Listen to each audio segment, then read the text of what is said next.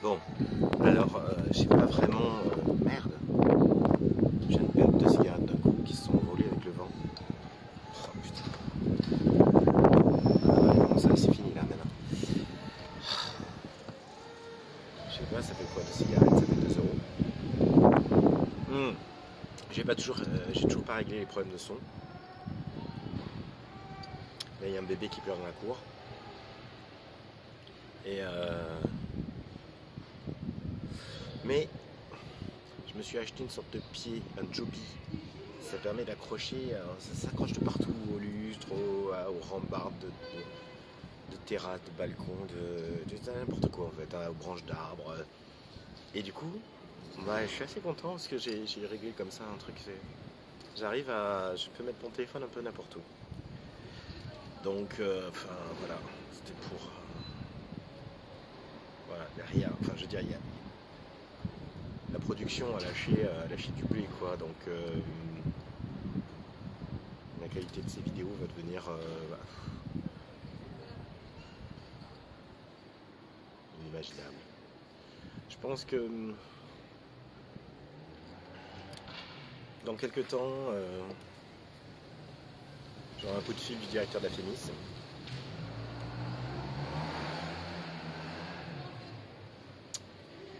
Bon.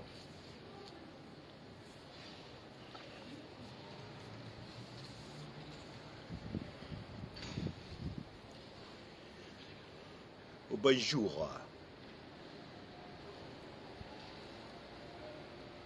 Oh, bonjour. Comment c'est que tu vas? Tu vas bien? Oh, tu vas bien pas? Archi pince qui chiffe bien, chiffe très bien. Oh, je suis nul en accent. Les accents. Les accents. Alors, je suis nul en accent, je crois que j'ai réussi à ne plus en avoir du tout. Mais moi, à l'origine, j'avais un accent marseillais à couper au couteau. Hein. Terrible en fait.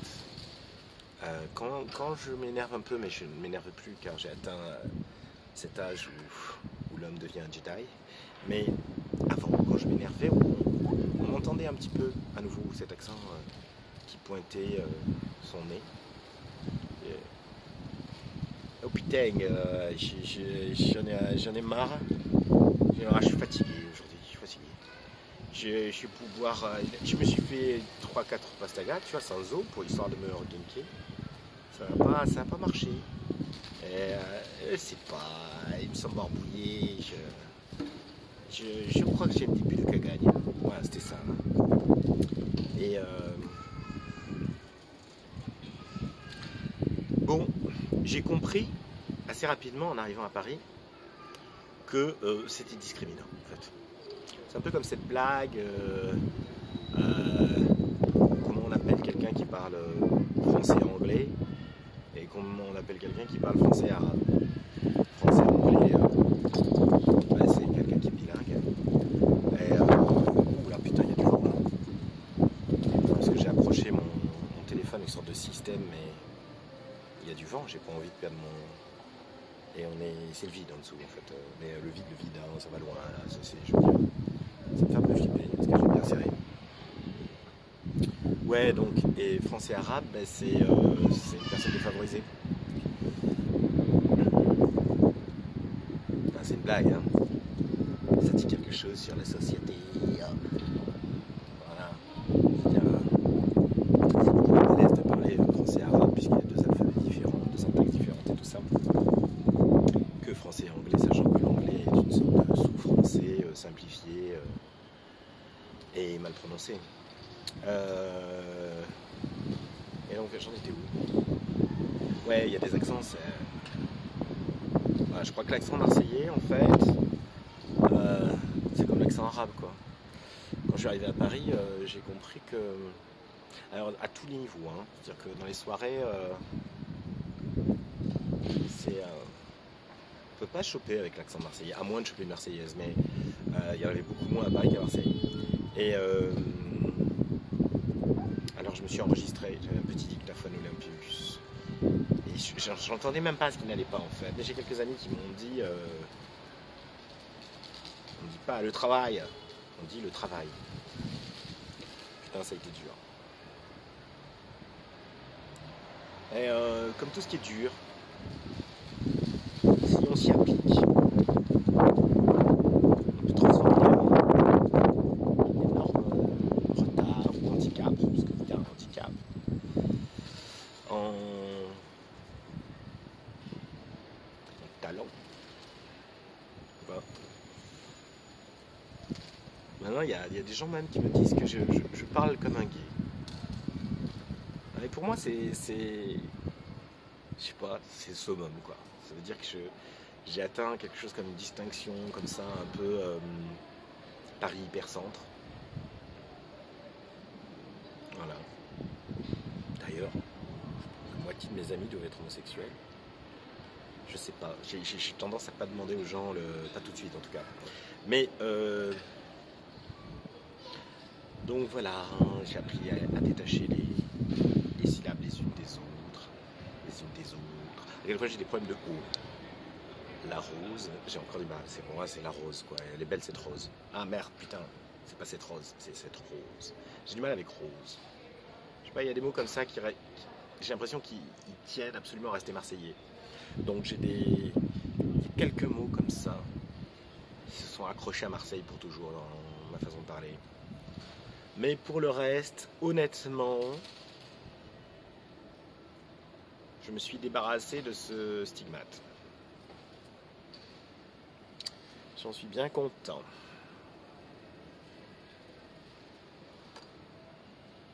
Bon, on ne peut pas passer sa vie en fait à se débarrasser de tout ce qui nous stigmatise, ça dépend des endroits où on est. Mais bon, celui-là,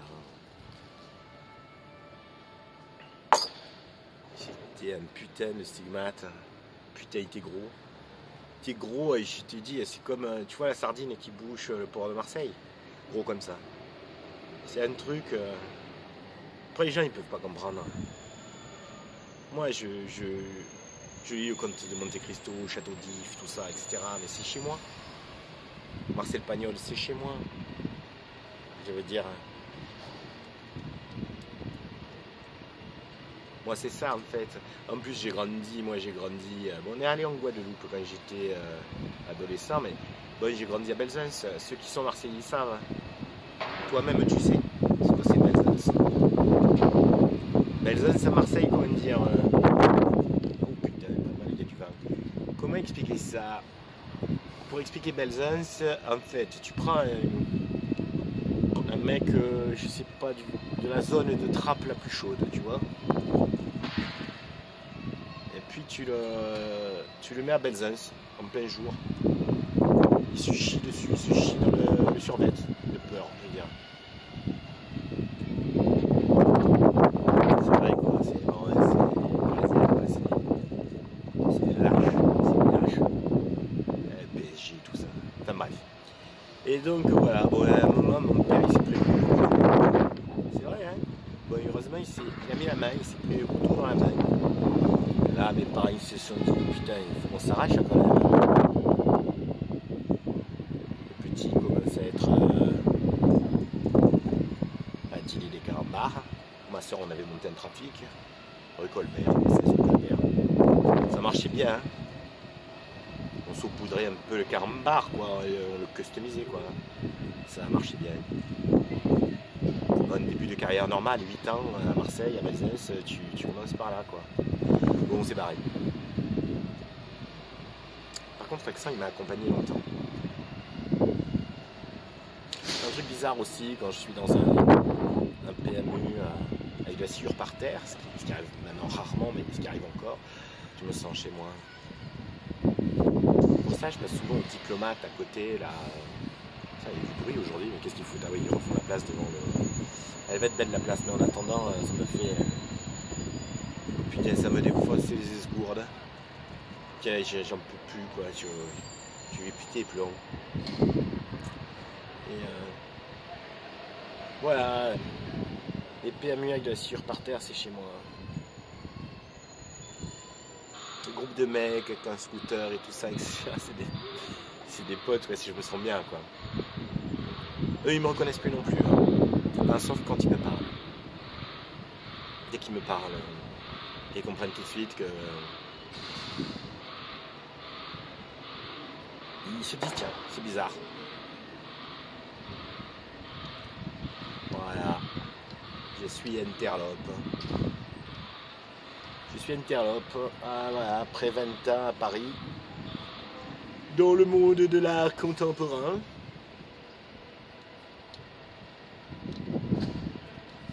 Ouais, c'est loin de la gouaille, hein, dans le monde de l'art contemporain. C'est plutôt un exercice de couleuvre à avaler en fait. Alors qu'à Marseille, on les mâchouille, pas les couleurs, les anguilles.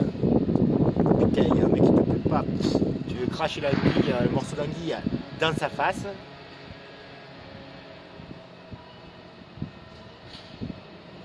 Je me souviens même plus, en fait, c'était il y a longtemps maintenant. Et je sais que ça n'est pas ma voix, ça. Ce n'est pas mon accent. Enfin, ce n'est pas mon premier accent. Et je pense pas avoir l'accent parisien du coup. Et autre chose, j'ai fait un truc un peu. J'avais vu une émission avec Fanny Ardant qui fait le café au lait. Bon, du coup, je dis café au lait comme Fanny Ardant parce que je me suis calé sur son. Mais elle parlait de ça. Elle vient, Fanny Ardant, comme ça. Elle est très femme, très chic et elle vient de. Je sais pas, d'un trou de province, un truc incroyable. Et elle racontait comme ça qu'elle avait changé sa façon de parler et qu'elle s'était entraînée sur cette phrase café au lait. Et finalement, tout le monde est complètement sous le charme. Enfin, à l'époque, maintenant, elle a son âge, hein, comme nous tous. Elle avait un charme incroyable, une façon de parler complètement très demi-patate chaude dans la bouche, quoi. On avait l'impression qu'elle s'était évadée d'un rallye ou qu'elle était tombée d'une calèche royale, quoi. En fait, c'était une petite gamine d'une petite ville de province qui avait travaillé sa façon de parler et personne d'autre ne parle comme Fanny Ardant. Elle a inventé l'accent Fanny Ardant, en fait. C'est énorme. Bon, je ne suis pas arrivé au même résultat, il n'y a pas l'accent de Marc Marc.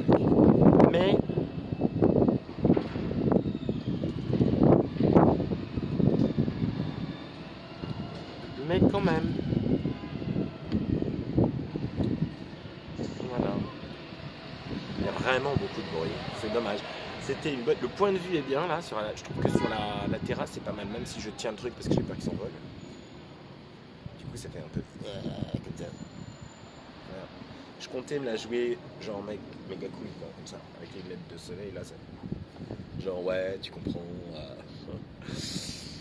Oh, la politique, tout ça. Enfin voilà, quoi, tu comprends quoi. Mais je peux pas être méga cool. Puisque j'ai peur pour mon pied, j'ai peur pour que ça tombe. On peut pas être méga cool et avoir peur en même temps, j'ai bien. Les accents. Mon boulanger rebeu, là, j'ai remarqué qu'il n'arrivait pas à prononcer les « et », il mettait des « i ». Et c'est pour ça, l'accent rebeu, c'est ça. Hein. C'est un échec à prononcer les « en tout cas, c'est une conversion des « et » en « i ».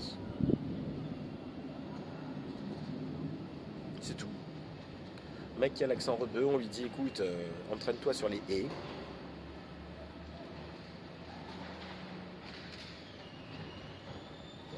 C'est-à-dire, est-ce qu'il est bon le café au lit? Est-ce qu'il est bon le café au lait? Et ça y est, c'est terminé. J'ai plein de conseils à donner hein, sur tous les accents. Je suis consultant en désaccentification.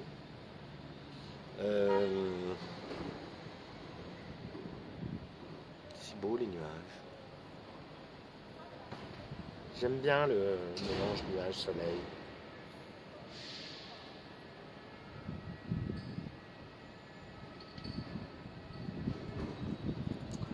Voilà. C'est vraiment une vidéo de merde.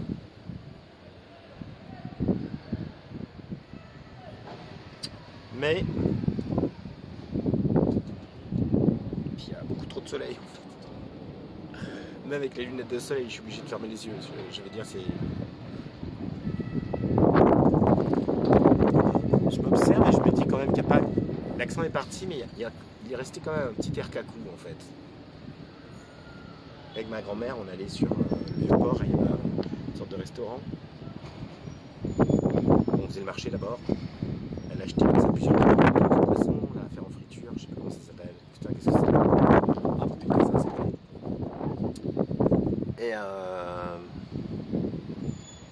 Et dans ce restaurant, c'était sur la droite du Vieux-Port, je prenais toujours un croque-madame. À cet endroit-là, sur terre, je n'ai mangé que des croque-madame.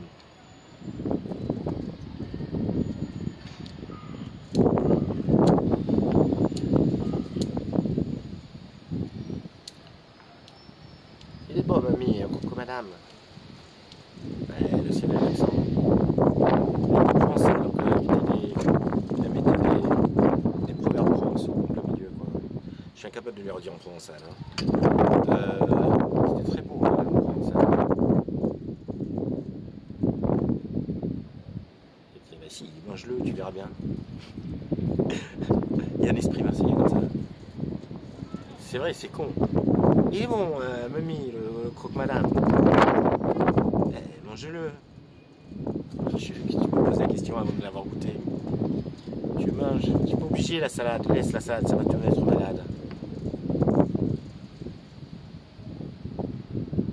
Mamie, je veux qu'il y ait un peu de jaune sur les 4 parts. Tu me le coupes bien au milieu du jaune. J'adorais ça. Les croque-madame.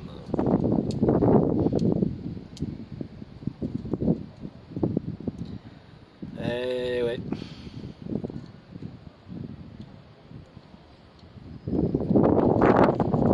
Oh putain, il y a vraiment trop de vin.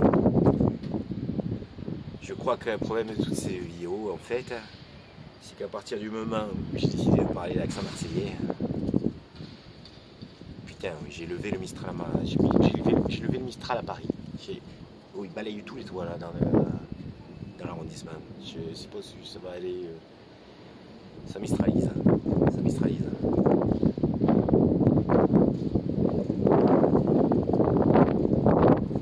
Ça doit être ça. Parfois comme ça, il y a des... Ça me manque. Le Mistral aussi.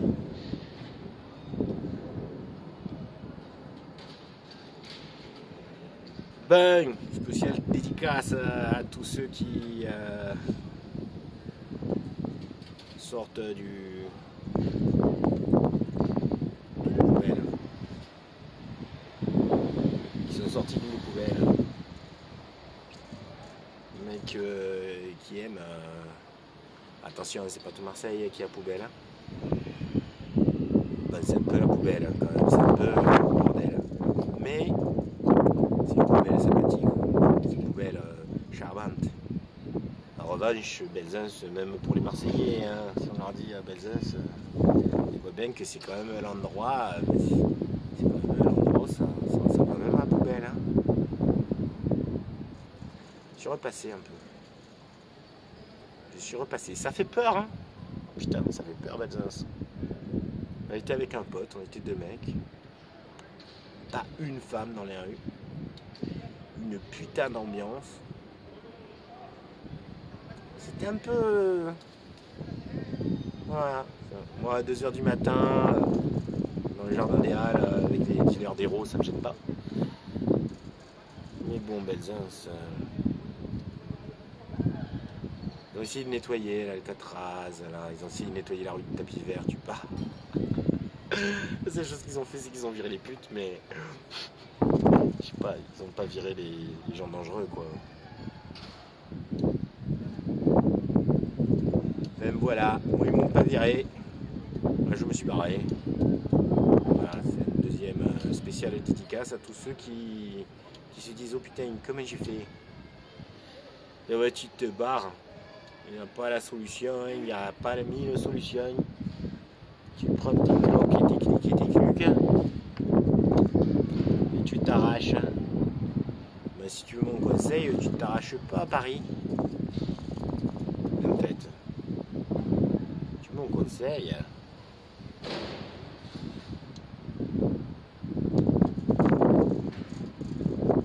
T'arraches un endroit. Tu t'arraches d'abord un endroit où il n'y a pas beaucoup de vent.